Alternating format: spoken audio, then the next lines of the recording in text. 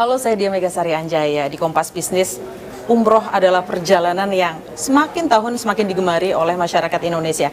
Saya sudah bersama dengan Pak Syam Resviadi, Direktur Utama Patuna Travel. Assalamualaikum, sehat selalu. Pak Syam, sehat ya Pak, insya Allah.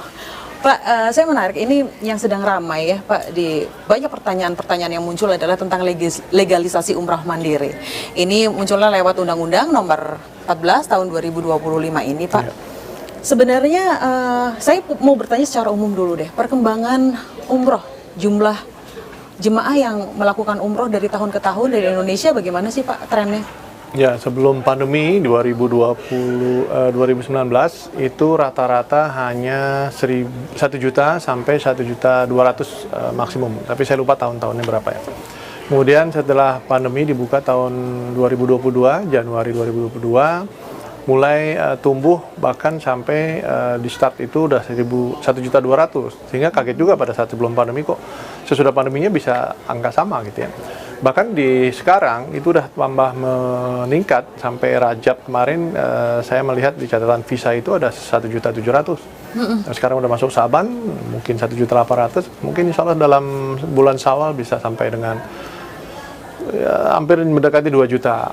Tembus 2 juta umroh dari Indonesia ya. Nah, ini angkanya kurang lebih estimasi jumlah umroh Indonesia setiap tahun lebih dari 2 juta. Pak, isunya yang terjadi di Indonesia adalah pergeseran jumlah kelas menengah, Pak. Oke.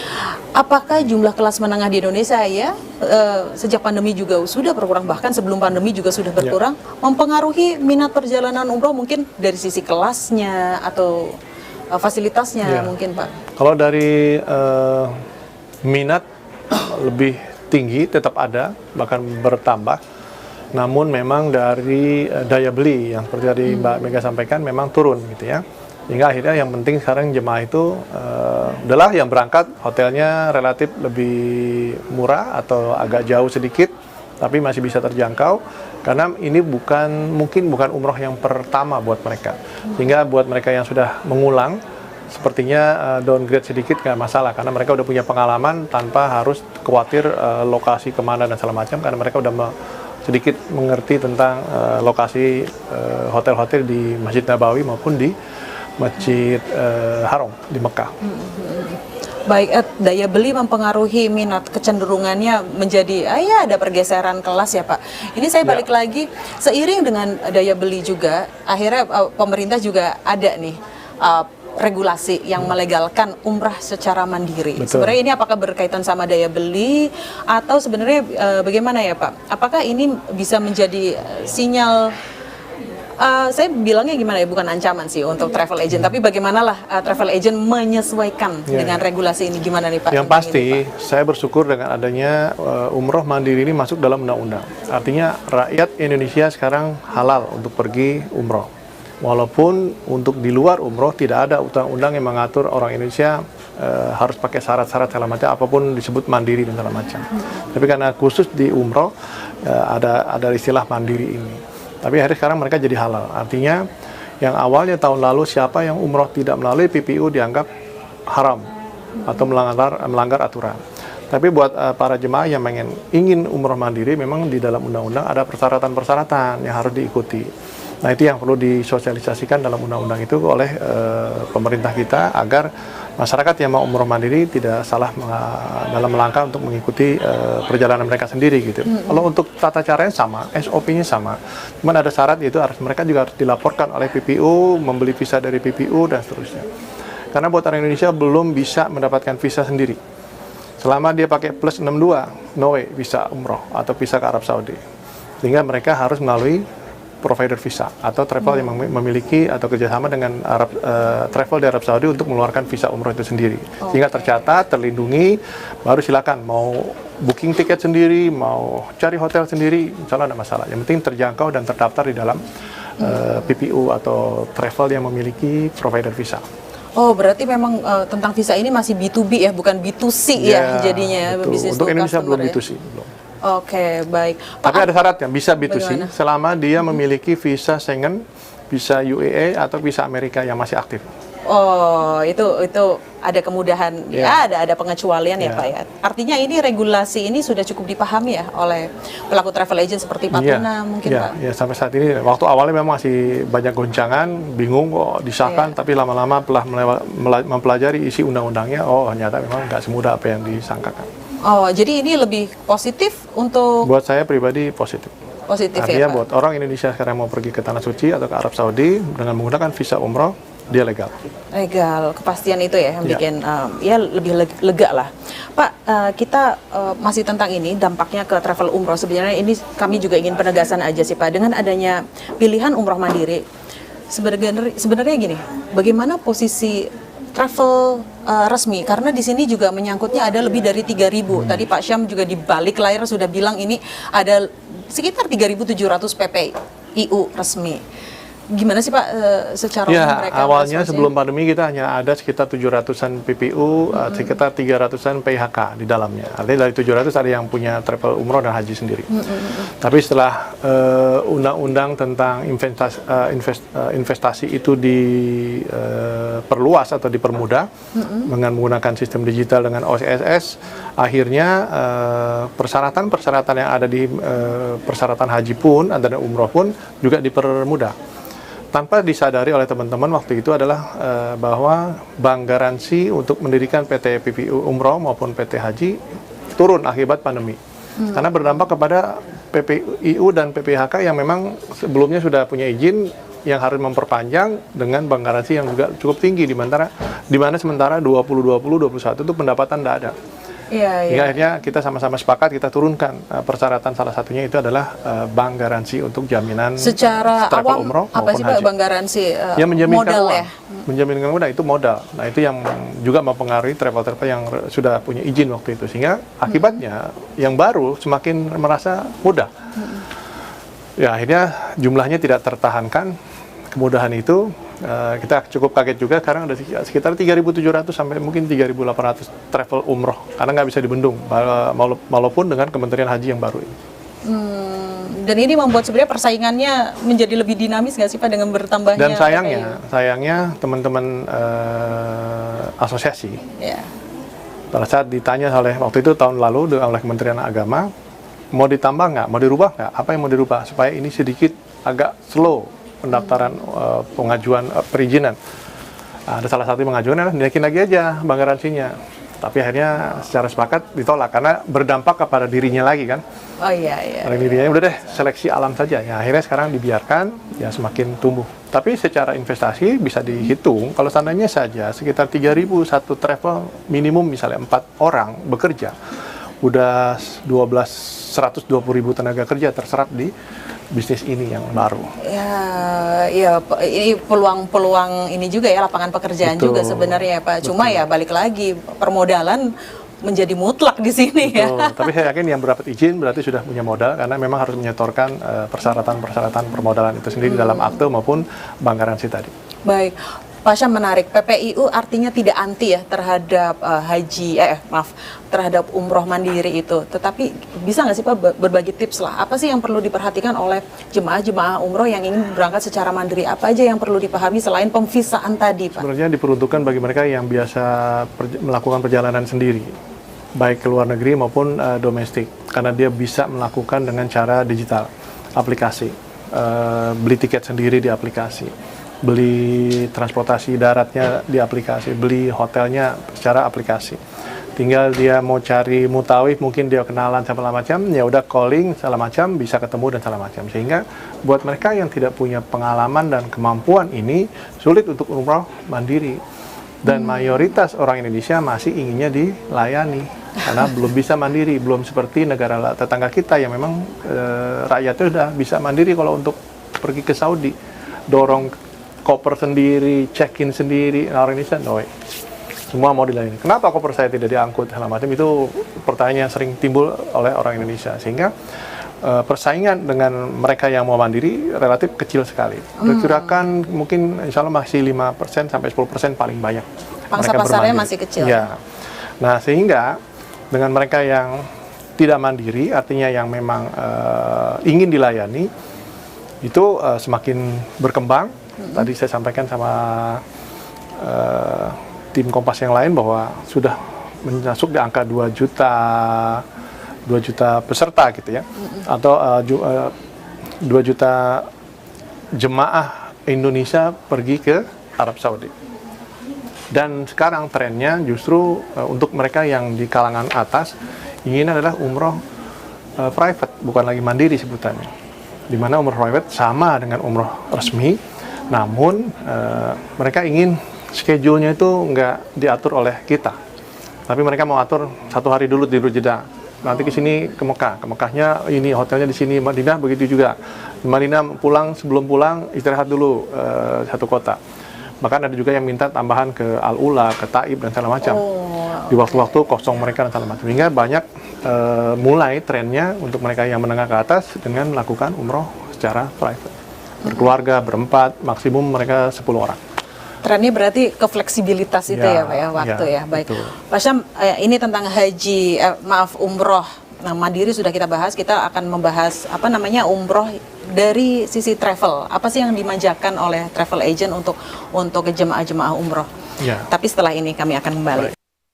Saya di Mega Seranjaya masih bersama dengan Pak Syam Resviadi, Direktur Utama Patuna Travel Umroh dan Haji. Pak, sekarang kita membahas jemaah umroh, tetapi yang resmi bukan resmi, ya semuanya resmi, mandiri juga resmi ya, tetapi ini yang lewat travel agent, Pak. Tipsnya nih Pak, waktu terbaik umroh biasanya di bulan-bulan apa sih ini? Kan kita bisa menghitung ya, wah ntar padat banget, wah panas, oh cuacanya lagi dingin nih, oh agak hangat nih. Biasanya trennya seperti apa Pak? Kalau punya kemampuan lebih, sebaiknya di musim akhir tahun. Desember. Mulai November ke Januari. Tapi ingat, sekarang hitungan musim umroh dalam tahun hijrah bergeser dengan tahun Georgian. Hingga nanti bisa jadi Ramadan itu di Desember. Nah sekarang masih masuk di pertengahan Maret. Pertengahan Februari sudah puasa kan, iya, ya, mungkin ya. 2-3 tahun lagi udah masuk di maju-maju terus Desember. Ya Pak ya. Bahkan konon katanya nanti ada haji 2 kali dalam 1 tahun. Ya, di tahun berapa wallahu a'lam. Jadi waktu musim akhir tahun itu adalah waktu musim di Arab Saudi sendiri, cuacanya baik lah ya, enak gitu ya, dingin-dingin sejuk gitu. Iya. Nah, sehingga banyak yang menganggap itu adalah musim umroh yang terbaik. Tapi sekali lagi sekarang sudah tidak ada lagi perbedaan antara low season maupun high season. Semua harga hotel relatif berubah. Bahkan tidak ada lagi low season. Adanya semua ya high season terus ya sepanjang tahun ya. Karena pernah kejadian di tahun 2025 yang lalu, di bulan Januari 2025, yang kita anggap itu adalah masih low season karena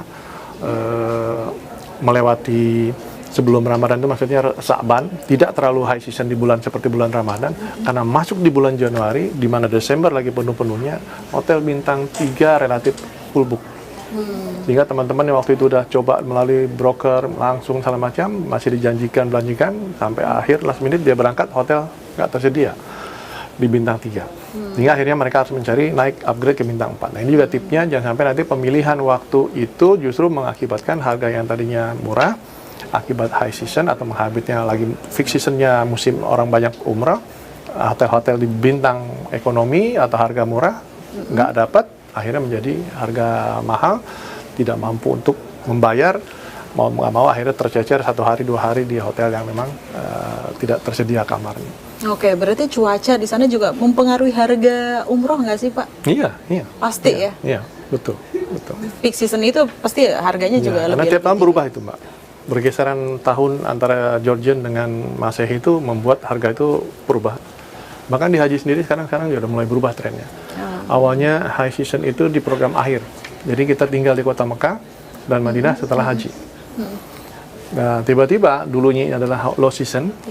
Sekarang jadi high season. Sekarang high season udah mulai masuk di program awal. Orang bergeser. Kenapa? Karena tiketing pada saat di bulan sebelum haji itu harganya lebih murah, lebih low season. Nah sekarang nih mulai tahun ini tiket rata-rata semua high season. Jadi tahun depan nggak ada lagi high season di akhir. Mungkin di awal udah jadi high season. Udah high season ya. Nah, mungkin bergeser nanti suatu saat low-nya di akhir, high seasonnya di awal. Karena pergeseran tahun pasti berubah. Nah, ini yang perlu dicatat oleh masyarakat kita ya, masalah budgeting juga ya Pak. Tapi ya pasti ada konsekuensinya juga lah, budget yang lebih pasti dengan fasilitas juga yang lebih juga kan ya Pak ya. Ya.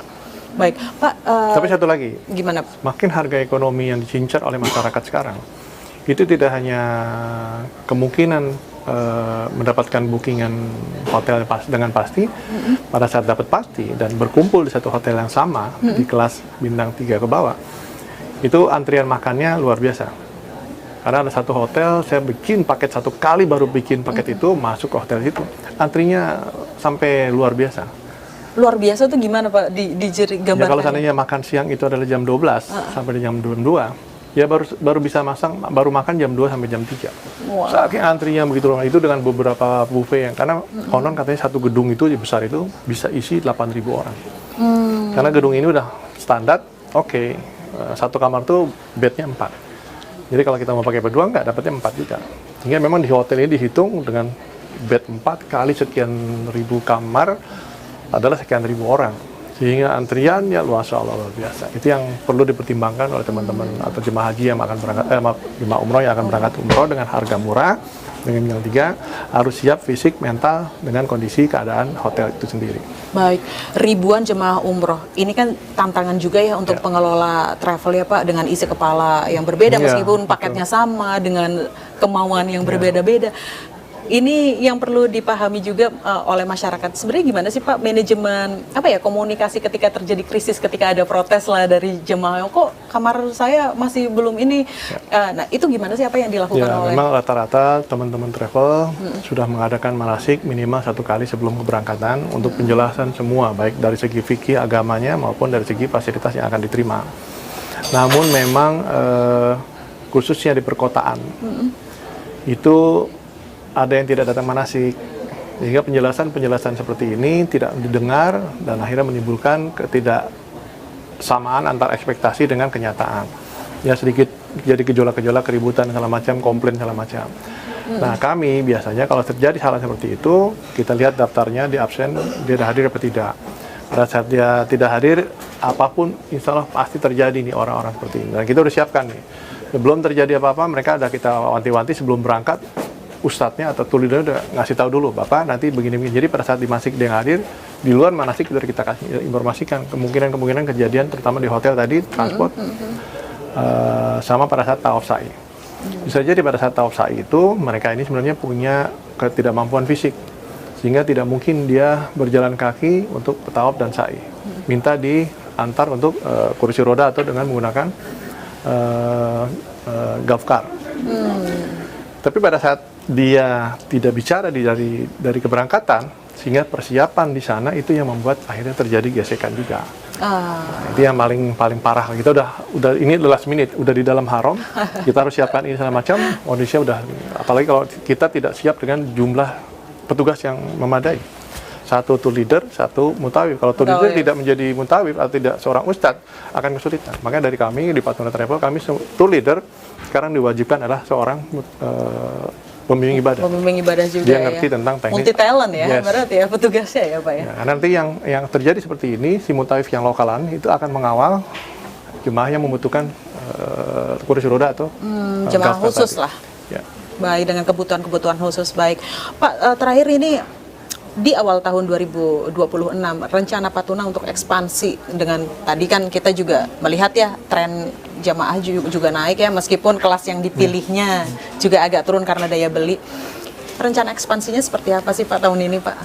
Patuna Travel sejak pandemi memang dari 75 cabang kami tinggal 15 cabang yang aktif.